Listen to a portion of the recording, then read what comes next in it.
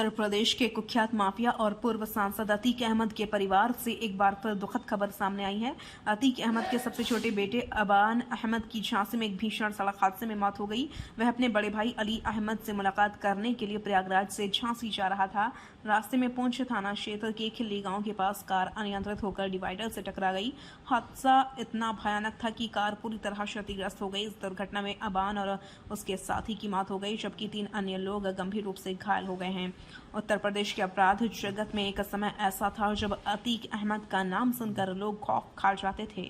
प्रयागराज से लेकर लखनऊ और दिल्ली तक उसके नेटवर्क की चर्चा होती थी, लेकिन पिछले कुछ वर्षों में इस परिवार की कहानी लगातार त्रासदियों से भरी रही है।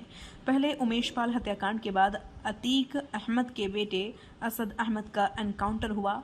इसके बाद अतीक अहमद और उसके भाई अशरफ अहमद की गोली मारकर हत्या कर दी गई। अब इस परिवार पर एक और दुखों का पहाड़ टूट पड़ा है। इस बार अतीक अहमद का सबसे छोटा बेटा अबान अहमद सड़क हादसे का शिकार हो गया।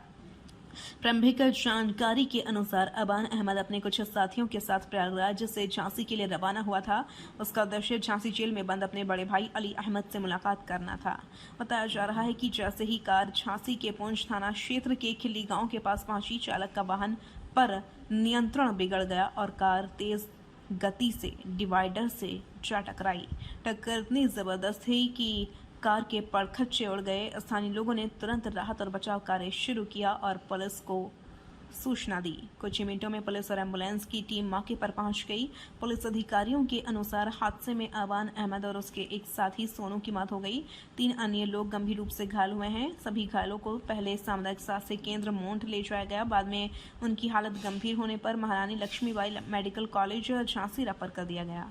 पुलिस ने दोनों शवों को पोस्टमार्टम के लिए भेज दिया है और पूरे मामले की जांच शुरू कर दी है। पुलिस की शुरुआती जांच में यह बात सामने आई है कि दुर्घटना की एक बड़ी वजह कार की तेज रफ्तार हो सकती है। अधिकारियों का कहना है कि वाहन अचानक अनियंत्रित हो गया और चालक उसे संभाल नहीं सका।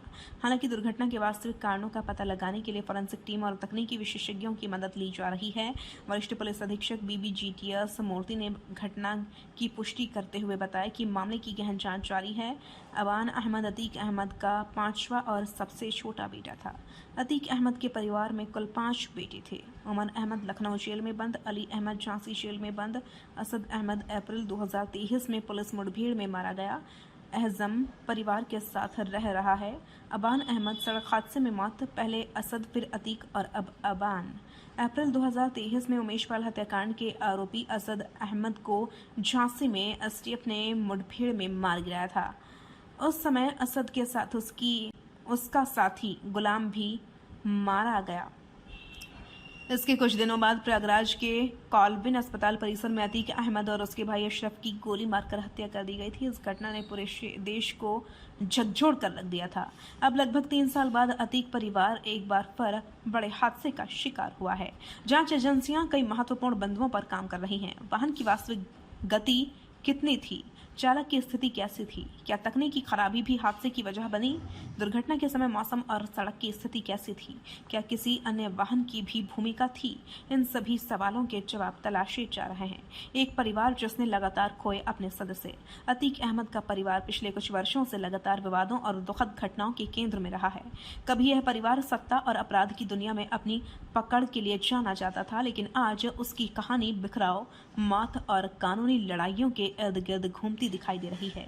एक समय पूरे उत्तर प्रदेश में जो अतीक अहमद के नाम का खौफ था, आज उसी परिवार की कहानी दर्द, बिछड़ने और लगातार सामने आ रही दुखद घटनाओं की कहानी बन गई है। असद की मुठभेड़ में मौत, अतीक और अशरफ की हत्या और अब अबान अहमद की सड़क दुर्घटना में मौत ने एक बार फिर इस परिवार को चर्चा के केंद्र में ला दिया है।